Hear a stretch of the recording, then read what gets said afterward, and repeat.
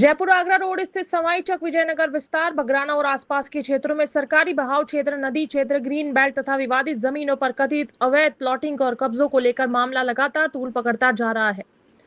स्थानीय निवासियों का आरोप है कि संवेदनशील और सरकारी भूमि को छोटे छोटे प्लॉटों में काटकर करोड़ों रुपए का कारोबार किया जा रहा है। उनका कहना है कि इस कथित खेल में भोले भाले खरीदारों को जमीन की वास्तविक स्थिति बताए बिना प्लॉट बेचे जा रहे हैं, जिससे लोगों की जीवन भर की जमा पूंजी जोखिम में पड़ रही है।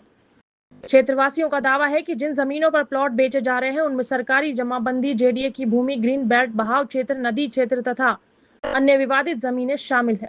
आरोप है कि वास्तविक भूमि सवाई चक या बहाव क्षेत्र में होती है, जबकि बिक्री से जुड़े दस्तावेजों, चेकों और अन्य अभिलेखों में दूसरी कॉलोनियों, विशेषकर विजयनगर विस्तार का नाम दर्ज कर खरीदारों को गुमराह किया जाता है।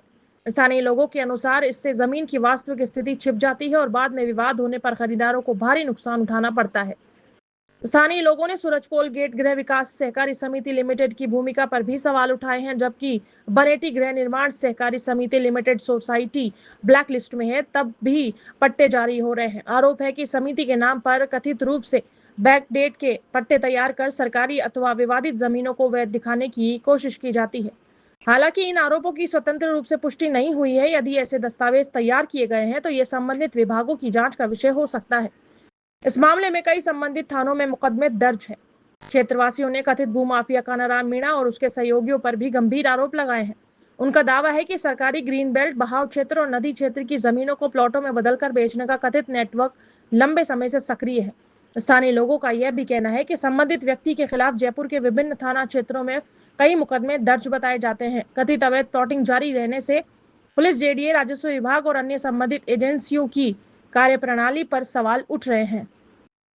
मामले को लेकर कई महत्वपूर्ण प्रश्न भी उठ रहे हैं। यदि संबंधित जमीनें सरकारी, जेडीए, ग्रीन बेल्ट, नदी या बहाव क्षेत्र की हैं, तो उन पर प्लॉट किस आधार पर बेचे जा रहे हैं?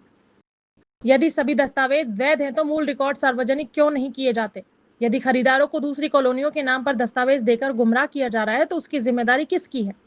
और यदि संबंधित लोगों के खिलाफ पहले से मामले दर्ज हैं, तो प्रभावी कार्रवाई अब तक क्यों नहीं हुई? स्थानीय निवासियों ने जेडीए, राजस्व विभाग, सहकारिता विभाग, पुलिस प्रशासन और जिला प्रशासन से पूरे मामले की संयुक्त, निष्पक्ष और उच्च स्तरीय जांच कराने की मांग की है।